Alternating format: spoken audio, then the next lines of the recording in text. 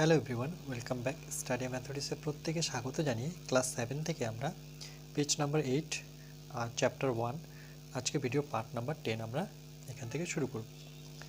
কি বলেছে দেখো, যে নিচের 100টি সমান ঘরের ছক কাগজের বিভিন্ন অংশে রং করে।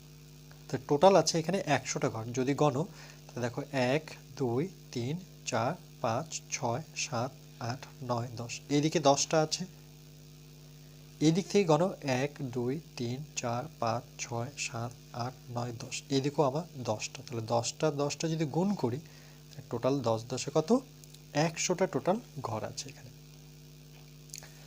লাল রং দিয়েছি 100 ভাগের 4 ভাগ। দেখো লাল রং এখানে দেখতে পাচ্ছ শুধু 1 2 3 4, 4টা ঘরে আছে। তাহলে 100 ভাগের মধ্যে 100টা ঘরের মধ্যে 4টা ঘরে রং আছে, এত অংশ। এটাকে ভাগ করলে 0.04 হবে। কেমন করে সেটা যদি দেখাই তাহলে দেখো, খুবই সহজ। আমি উপরে 4 লিখব, যেহেতু 4টা ঘরে রেড রং দিয়েছি, লাল রং 100টা ঘরের মধ্যে। দেখো এটাকে ভাগ করারও প্রয়োজন নেই, তোমরা যদি এটা জেনে থাকো। দুটো শূন্য আছে মানে 2 ঘর আগে দশমিক, এখানে কিন্তু একটাই ঘর আছে 4। আমার আরেকটা ঘরের প্রয়োজন, আরেকটা ঘর এই দিকে বসাবো না, আমরা এই দিকে বসাবো। সেই ঘরটা কি নেব, শূন্য নেব। দুটো ঘর হয়ে গেল। 2 ঘর আগে আমি দশমিক বসিয়ে দেব, দশমিকের পরে ইচ্ছে মতো আমি শূন্য নিতে পারি। তাহলে 0.04। দেখো 0.04 এটা কি অংশ। এটা একটা নিয়ম গেল।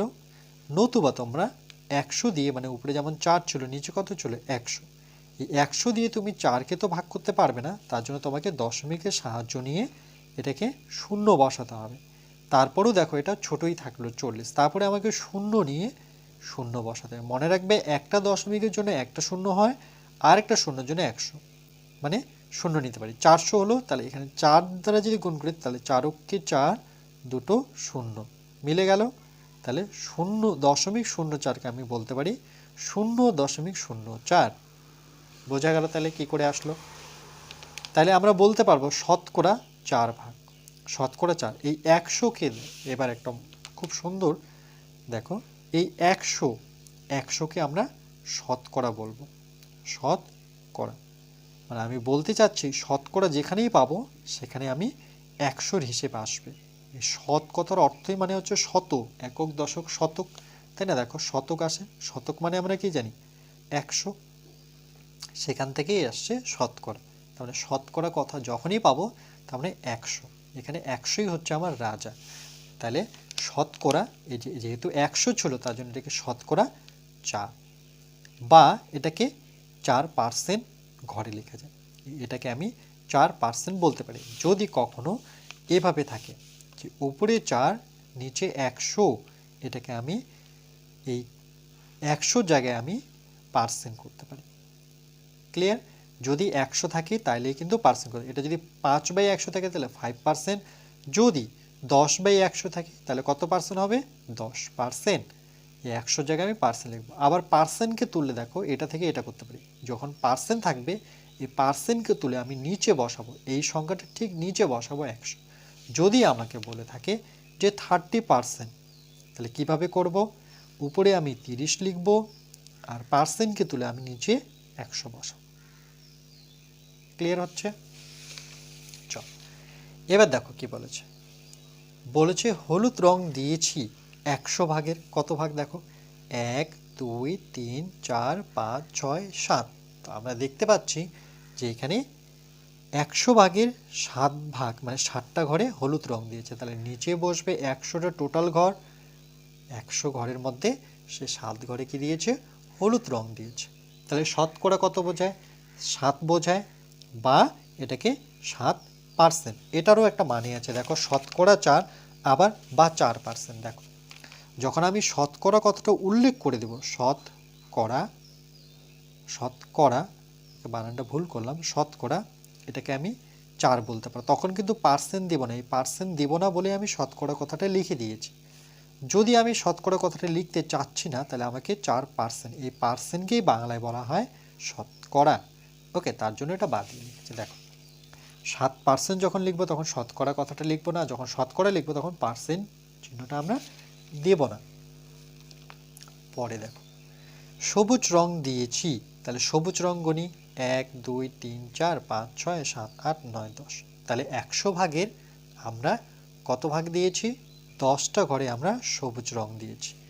দেখো এখানে সবুজ কালার করে দেওয়া আছে, এটা হলুদ কালার, এটা লাল কালার, দেখতে পাচ্ছ? এই টোটালটাই সবুজ কালার, টোটালটাই হলুদ, টোটালটাই লাল, খুব সুন্দরভাবে দিয়েছে, তাই না? তাহলে 100টা টোটাল ঘর, তার মধ্যে 10টা ঘরে সবুজ রং। তাহলে শতকরা, শুধু শতকরার কথাটা উল্লেখ করে দিয়েছি, তাহলে আমি শুধু 10 লিখতে হবে। আর এটাকে আমি আরেকভাবে লিখতে পারি 10% হিসাবেও আমরা বলতে পারি। নীল রং দিয়েছি, দেখো নীল রং 100 ভাগের গণ 1 2 3 4 5 6 7 8 9 10 11 12 13 14। তাহলে আমরা দিয়েছি 14টা ঘরে নীল রং। তাহলে 100টা ঘরের মধ্যে আমি 14টা ঘরে নীল রং দিয়েছি, তার মানে 14 শতকরা, পার্সেন্ট লিখলে 14%। বুঝতে পেরেছো পার্সেন্টেজটা কি? আর পার্সেন্ট উঠে গেলে সেটা শতকরা আমরা লিখতে পারি। পার্সেন্টের আরেক নামই হচ্ছে শতকরা।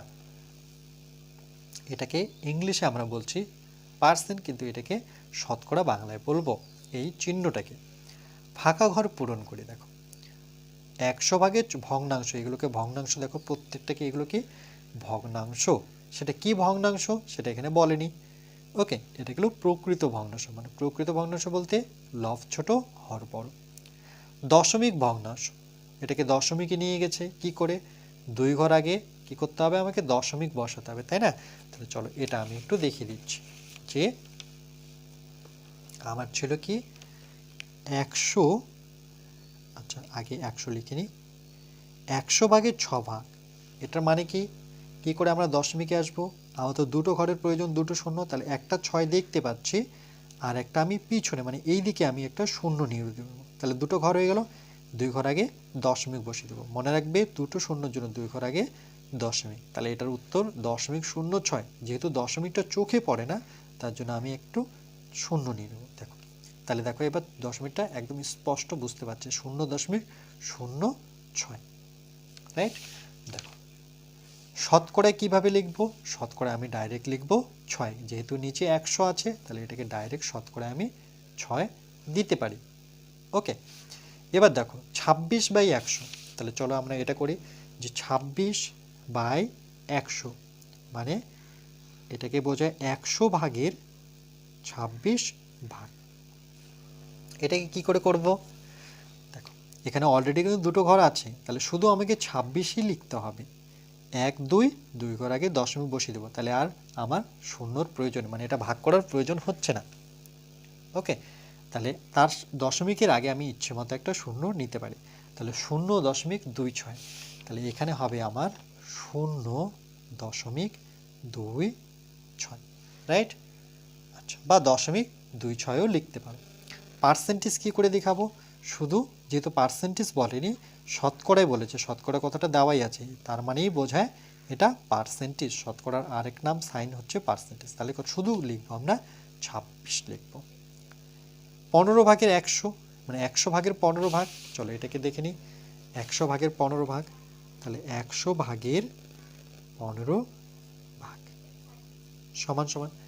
ঠিক একই রকমভাবে আমরা কি করব? 2 ঘর আগে দশমিক, দুটো ঘর দেওয়াই আছে, না থাকলে আমি শূন্য সাহায্য নেব। তাহলে এখানে দশমিক নেব, তাহলে 0.15ও আমি লিখতে পারি। ওকে, তাহলে এখানে আমি লিখতে পারি 0.15, বা তুমি ইচ্ছে এখানে তোমার ইচ্ছে, তোমার যদি ইচ্ছে হচ্ছে তাহলে শূন্য বসিয়ে দাও, অসুবিধা নেই। তাহলে 15, এটা শুধু থাকবে আমার 15। এবার এখানে শতকরা 81 দেওয়া আছে, তাহলে কি করব? 81-র নিচে এখানে কত বসাবো? খুবই সহজ, শতকরাটা দেওয়া আছে, যেমন এখানে 15, 15-র নিচে 100, এটা 15 দেখো 26, 26-এর নিচে 100, 6, 6-এর নিচে 100, তাহলে এটা 81-র নিচে 100 আসবে। এবার এটা থেকে আমি এটা আসবো, তাহলে দেখো উপরে 81, নিচে 100, তাহলে সুতরাং 100 ভাগের 81 ভাগ। তাহলে কি করব? ভাগ না করে করব, দেখো 2 ঘর আগে দশমিক, দুটো ঘর আছেই অলরেডি আমার 81, শুধু দশমিক বসাবো। তোমার ইচ্ছে হলে তুমি শূন্য নিতে পারো, 0.81। চলো এটা আমি শূন্য দিয়ে দেখাচ্ছি, 0.81। তাহলে তোমরা এটা বুঝে নাও যে দুইভাবে আমি লিখতে পারি। 3/5, ওকে, এটাকে কি করে করবে? দেখো 3/5, দেখো এটাকে যেহেতু শতকরাই নেই, এখানে দেখো শতকরাই নেই, তাহলে এটাকে কি করব, এখানে তো কিছু করব না, আমাকে এটা বের করতে হবে। তাহলে কি করব, 3/5 আগে আমরা করে নিই। তাহলে এখানে লিখে নিই আমি 5/3 এটাই কি করব, এটা তো আমি এই ফর্মুলা কখন লাগাতে পারি, যখন 0 0 থাকবে তখনই আমি 2 ঘর আগে দশমিক দিতে পারি, কিন্তু এখানে তো কোনো 0 0 নেই, তাহলে 5 দিয়ে আমাকে এটা ভাগ করতেই হচ্ছে, তাই না? তাহলে চলো আমি এটাকে 5 দিয়ে, 3কে তো ভাগ যায় না, যেহেতু লব ছোট, তাহলে দশমিকের সাহায্য নিয়ে এটাকে বড় করতে আমাকে 0 নিয়ে আসতে হবে। 5 6 কত, 30। তাহলে আমার উত্তর কত, 0.6। ওকে, 0.6, বা তুমি ইচ্ছে যদি হয় তুমি 0 লাগাতে পারো। তাহলে এটা হচ্ছে আমার 0.6 বা 0.6ও আমি লিখতে পারি যে 0.6। এবার দেখো যেহেতু এটা শতকরায় বের করতে বলেছে, তাহলে 3/5 আমি কি করব, তাকে দেখো এখানে লিখে দেওয়া আছে 100 দিয়ে গুণ করব, কেন এখানে 100 নিচে নেই, সেটা শতকরায় নিয়ে আসবো। তাহলে 100 যখনই গুণ করব তাহলে এটা কত হবে, যদি 100 দিয়ে গুণ করি, দেখো 3/5 ছিল, এটাকে শতকরায় যখন কনভার্ট করব আমরা 3/5, তাহলে এটাকে আমাকে কত দিয়ে গুণ করতে হবে, যখন শতকরায় নিয়ে আসবো তাহলে 100 দ্বারা আমাকে গুণ করতে হবে। 5 দিয়ে কাটাকাটি করো, 5 2 10, 0, আবার 3-এর সাথে 20 গুণ করব, তাহলে কত হবে, 3 20 60। ওকে, তার জন্য এখানে আমরা লিখব 60। 5 দিয়ে 5 2 10, মানে 3 2 40। ক্লিয়ার? এর পরেরটা দেখো একই রকমভাবে প্রথমে দশমিক এটা বের করি আমরা 7/25, মানে 25/7 দশমিকে তো আমরা পারবো করতে, 25/7। তাহলে সমান সমান নিই, তাহলে উপরে 7 নিচে 25, এটাকে তো ভাগ করতেই হবে যেহেতু 100 নেই। তাই দেখো দশমিক নিয়ে হয়ে যাচ্ছে 70 হয়ে গেল, দেখো অলরেডি এটা বেশি হয়ে গেল, তাই তো। 25 2 50 করে দিই, 3 কেন নিলাম না, 3 25 75, বেশি হয়ে যাচ্ছে। 0 নামলো, 7 থেকে 5 বিয়োগ করলে 2, দেখো আবার ছোট হয়ে গেল এর চাইতে, দশমিক তো আছেই, আমি 0 তো নিতেই পারি। তাহলে 4 25 না, 4 25 100, আচ্ছা 200-তে যেতে হবে, তাহলে ডবল করতে হবে। 8 25, 25কে 8 বার গুণ করলে আমি 200 পাবো। দেখো কি করে, 5 চলে এসে 0 থাকলো 4, আর 2 16, 16 4 20, তাহলে কত, 0.28। এটাকে আমি কি লিখতে পারি, 0.28ও লিখতে পারি, তো আমাদের ইচ্ছে তো এখানে আমি 0.28ই লিখবো। ওকে, যেহেতু বক্সটাও ছোট আছে, তাহলে এখানে কি বসাতে হবে, দেখো এটার মতো করে 3/5, তাহলে এখানে 7/25 বসাতে হবে, 7/25, আর কত দিয়ে গুণ করতে হবে, 100 দিয়ে গুণ করতে হবে। ওকে, চলো এটাও করে দিচ্ছি। যখন শতকরায় নিয়ে আসবো, তাহলে আমার 7/25কে যখন শতকরায় নিয়ে যাব, তাহলে কি করব, 7/25 তো লিখব, কিন্তু এর সাথে আমাকে 100 গুণ করতে হবে। দেখো এবার যদি কাটাকাটি করি, 25কে 25, 25 2 50, 4 25 100, মানে 4 7 7 আর 4 গুণ করতে হবে, যেহেতু গুণ আছে, 4 7 কত, 28। ওকে, তো এটা সঠিক উত্তর হবে 28। ক্লিয়ার হচ্ছে নিশ্চয়ই? চল এরপরটা আবার 7/15, তাহলে এটাকেও আমরা করব 7/15, সুতরাং 15/7 ভাগ। তাহলে একই রকমভাবে এটা করব, উপরে 7 লিখব, নিচে 15, এই 7টাকে এখানে লিখব। এবার এটাকে ভাগ যেহেতু যাচ্ছে না, দশমিক নিয়ে 0 নিয়ে আসবো। এবার আমরা 15 দিয়ে যদি করি, 4 15 60, 5 15 75, বেশি হয়ে যাচ্ছে, তাহলে 0, 7 থেকে 6 বাদ দিলে 1, আবার ছোট হয়ে গেল, 15 চাইতে 10 ছোট, দশমিক আছে বলে 0 নেব। এবার কি করব আমরা, দেখো 6 15 কত হচ্ছে দেখি, 6, অ্যাকচুয়ালি ভুল বসালাম, 6, যদি 6 করি দেখো তাহলে কত আসে, 5 6 30 0 থাকলো 3, 6 3 9, মানে 6 15 90, আর যদি 7 দিতাম 105, মানে বেশি হয়ে যেত। ওকে, তাহলে আমরা এটা বিয়োগ যদি করি তাহলে এটা 0 নামবে। ওকে, আর এখানে 10 থেকে 9 ডাইরেক্ট 10 ধরো, 10 থেকে 9 বিয়োগ করলে 1, তাহলে 100 থেকে 90 বিয়োগ করলে 10 হবে। ওকে, এরপরে আমরা কি করব? আচ্ছা দেখো, এরপরে দশমিকের জন্য আবার 0 নেব। দেখো আবার 6 15 90 করব, মানে এইভাবে চলতেই থাকবে। দেখো বারবার শুধু ব্যাক কত আসবে 10 করে, মানে এটা চলতেই থাকবে। তাহলে আমি কি লিখব? 0.46। আমি 2 ঘর নিচ্ছি, হ্যাঁ, যে 0.46, বাকি তো চলতে থাকছে, আর লিখছি না। 7/15 এর সাথে কত গুণ করতে হবে? অবশ্যই 100 গুণ করতে হবে, যেহেতু শতকরায় নিয়ে যাব। তাহলে দেখো 7/15 ছিল, এটাকে আমরা যখন 100 গুণ করব তাহলে কত দাঁড়াচ্ছে? দেখো এটা তো কাটাকাটি যাচ্ছে না, 5 দিয়ে যদি কাটি তাহলে কিছুটা অংশ যাবে। এখানে কি করেছে? 140/3। ওকে চল, 5 দিয়ে 3 5 15, 5 দিয়ে 5 দুগুণে 10, 0, নিচে থাকলো আমার 3, আর এটা 7 দুগুণে কত?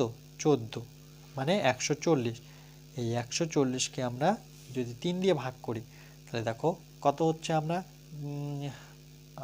3 4 12 করব, দুটো করে সংখ্যা নেব, 4 থেকে 2 বিয়োগ করলে 2, 0, 3 6 18, কাছাকাছি সংখ্যা নিচ্ছি, 2 নামলো।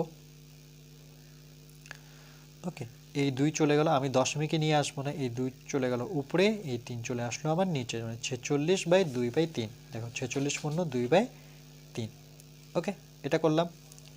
এবার দেখো 8/35, তাহলে এটা করি। 8/35 একই রকমভাবে আমরা 8/35টা বের করব। 35 ভাগের 8 ভাগ, তাহলে সেম প্রসেস, উপরে 8 নিচে 35, দশমিক নিয়ে আসবো, এটাকে বড় করব 0। ওকে,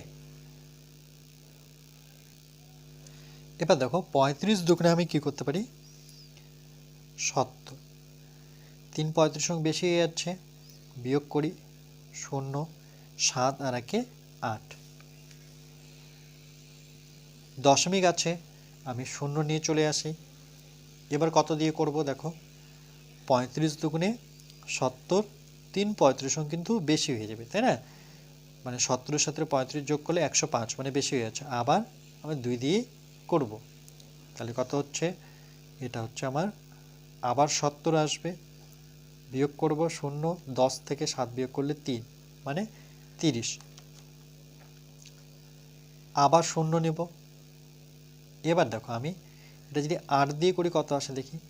5 40-এর 0, হাতে থাকলো 4, 3 24, 25 26 27 28, মানে 280। এটাকে যদি আমি 9 দিয়ে করি তাহলে বেশি হয়ে যাবে, তাহলে 0, 10 থেকে 8 বিয়োগ করে 2, এখানে হাতের 1 মানে 3, মানে আবার 200, মানে এভাবে চলতেই থাকবে। তো দশমিকের পর আমি শুধু 2 ঘর নিচ্ছি, 0.22। ওকে, তাহলে এটা আমরা লিখতে পারি 0.22। তাহলে এখানে কি লিখবো? এখানে আমরা লিখছি যে 8/35 গুণ কত? 100 দ্বারা গুণ করতে হবে। দেখো একই রকমভাবে আমরা 8/35 এটাকে আমরা শতকরায় নিয়ে যেতে গেলে আমাকে 100 দ্বারা গুণ করতে হবে। তাই দেখো এটাকে যদি আমরা 5-এর ঘর নামাতে পারি, 5 7 35, 5 দুগুণে 10, মানে 0, 8 দুগুণে কত? 16, মানে 160, নিচে 7, ভাগ করে নিই, 7 দুগুণে 14, 6 থেকে 4 বিয়োগ করলে 2, মানে 0, 3 7 21 বেশি হয়ে যাচ্ছে, 7 দুগুণে 14, আবার বিয়োগ করলে কত নামবে? 6, এই 6 চলে যাবে উপরে, আর 7 চলে আসবে নিচে, তাহলে 22 পূর্ণ 6-এর 7। তাহলে আমরা এখানে লিখব 22 পূর্ণ 6-এর 7। ওকে, এবার দেখো পরেরটা।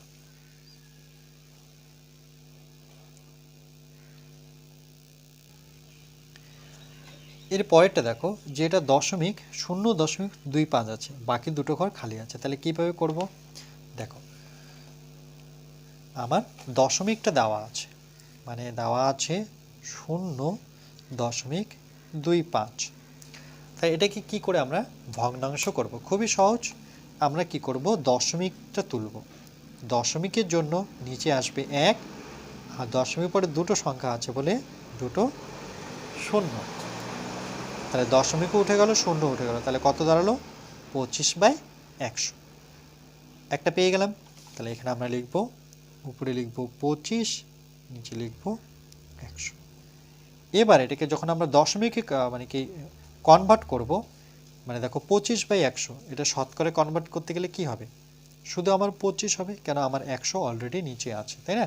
দেখো 100 আছে, 100 দিয়ে গুণ করতে হচ্ছে না, যদিও গুণ করে দেখো 25/100 তুমি শতকরায় নিয়ে আসো, 100 দ্বারা গুণ করতে হবে, 100 100 কেটে যাচ্ছে, কত হচ্ছে আমার? 25ই দাঁড়াচ্ছে, তাই না? তাহলে এখানে আমরা 25 লিখব। সেমভাবে 0.135 এটাকে আমরা যদি করি 0.135, তাহলে এখানেও কি করব, আমরা দশমিক তুলব ভগ্নাংশ নিয়ে আসার জন্য, 1 আর 3টা 0, তাহলে উপরে থাকছে 1 3 5, তাহলে উপরে আমরা যেটা পেলাম সেটা হচ্ছে 135, নিচে। আচ্ছা, এখানে লক্ষ্য করো, হ্যাঁ এটা নিয়ে আসা যে আমি শতকরায় নিয়ে আসতে হবে তার কোনো মানে নেই, তাহলে আমরা এখানে যেহেতু হাজার আসছে তো আমরা এটাই লিখব। ওকে, যে 1 3 5/1000, বা তোমরা এটা এইভাবেও করতে পারো, যদি এখানে ধরো তোমরা দুটো শূন্য রাখতে চাচ্ছ, যে আমি না নিচে 100ই রাখবো, তাহলে একটা শূন্যর জন্য কিন্তু এক ঘর আগে দশমিক হবে, তার মানে এখানে কিন্তু দশমিক আসবে। যদি একটা শূন্য কম দিচ্ছ তাহলে এক ঘর আগে দশমিক বসাতে হবে, 13.5/100। তো কিন্তু এটা দশমিকই থাকলো দেখো, আর আমাকে তো ভগ্নাংশ বের করতে বলেছে, তাই না? তো এটা হবে সঠিক, এখানে কোনো দশমিক হবে না সামনে। এবার দেখো এটাকে যখন আমরা করব, মানে শতকরা নিয়ে আসবো, তাহলে 135 নিচে 1000। আচ্ছা চলো এটাকে আমি শতকরা নিয়ে যাচ্ছি, যে 135 নিচে আছে 1000, শতকরা নিয়ে যেতে গেলে 100 দ্বারা গুণ করতে হবে, দুটো করে শূন্য কেটে গেল, তাহলে কত দাঁড়ালো? 135, নিচে কিন্তু 10 থাকলো। এবার এই 10 দিয়ে আমাকে 135কে ভাগ করতে হবে, দশককে 10 নেব, 3 নামলো 35, 3 10কে 30, 5 নামলো, এই 5 চলে গেল উপরে, 10 নিচে, পাঁচককে 5, 5 দুগুণে 10, তাহলে 13.1/2। ওকে, তাহলে এটা আসবে কিন্তু 13.1/2। কি করে? এটাকে যেহেতু আমরা 10 দিয়ে 100 দিয়ে গুণ করতে হবে, শতকরা নিয়ে যেন দুটো করে শূন্য কাটো, তাহলে নিচে 10 আছে দেখো, 135 নিচে 10। আরেকবার বলে দিচ্ছি দেখো, 135 নিচে 10। এখানে কাটাকাটি করতে পারো, আরেকটু ছোট করতে পারো, দেখো 5 দিয়ে 5 দুগুণে 10, 5 দিয়ে 5 দুগুণে 10, 5 7 35, তাহলে কত থাকলো? 27/2। দেখো একই অ্যান্সার বের হবে। তাহলে 2 অক্ষে 2 পাবো, 7 নামবে, তারপরে 3 দুগুণে কত? 6 নামবে, 7 থেকে 6 বিয়োগ করলে 1 চলে গেলো উপরে, 2 চলে আসলো নিচে, তাহলে 13.1/2। এটাও কিন্তু আমার 13.1/2 আসলো। তুমি যেভাবেই করো না কেন তোমাকে 13.1/2 নিয়ে আসতে হবে। ক্লিয়ার? ক্লিয়ার হয়েছে অনেকটা? তাহলে এই ছিল আমাদের ভগ্নাংশর কিছু অঙ্ক। ওকে, আজকে এখানে পার্টটা কমপ্লিট করবো, এরপরে আমরা নেক্সট পার্ট 11 নিয়ে আসবো। ক্লিয়ার?